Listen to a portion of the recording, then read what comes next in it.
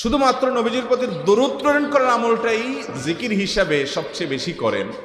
দোয়া হিসাবে যদি এটাই আপনি সারাদিন করতে থাকেন তো আপনার জন্য যথেষ্ট হবে, আল্লাহর কাছে আর কিছু না চাইলেও চলবে।